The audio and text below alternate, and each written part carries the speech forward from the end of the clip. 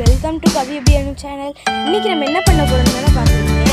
அப்படியே நம்ம பார்த்தோம்னா அங்கே பார்த்தீங்கன்னா ஒரு சூப்பரான ஃப்ளவர் இருந்தது.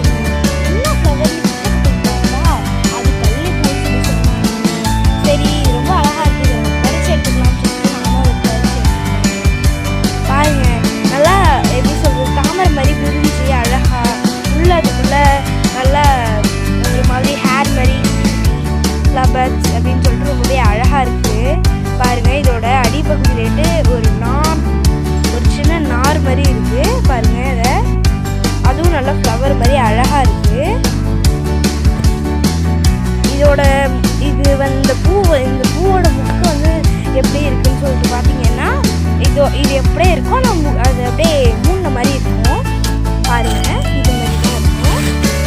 இதுதான் அந்த முக்கு. அதோட முக்குகள் இதுதான்.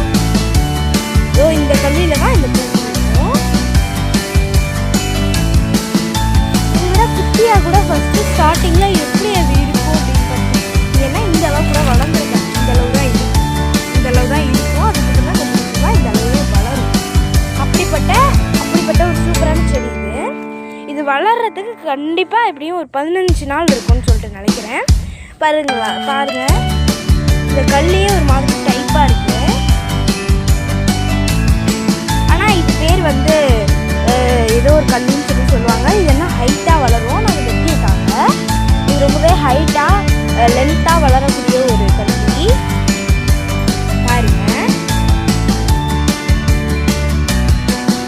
இதுலேயே அந்த பக்கம் இருக்கிற இடத்துலலாம் அதிகமாக பூ பூத்துருக்கு. ஆனால் நம்ம அதெல்லாம் பறிக்கலை.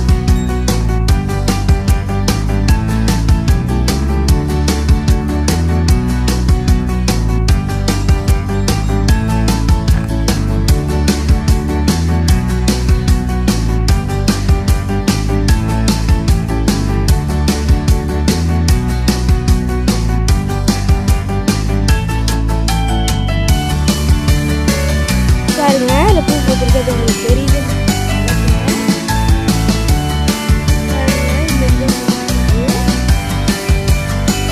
மற்ற இடத்துல எங்கேயுமே பூ பூக்கலை.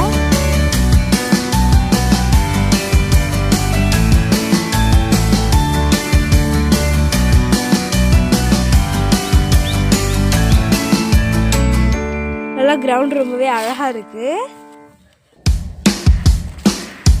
பாருங்க, இது வந்து இத்தனை இது இருக்குது. ஆனால் முன்காலத்துலலாம் இதை வந்து இந்த பூவை வந்து சாம்பார் வச்சு சாப்பிடுவாங்க அப்படின்னு சொல்லியிருந்தாங்க. எனக்கு தெரிஞ்ச குறிப்புகள் அவ்வளோதான். உங்களுக்கு இதுக்கு மேலே அதை பற்றி தெரியும்னு சொல்லிட்டு பார்த்தீங்கன்னா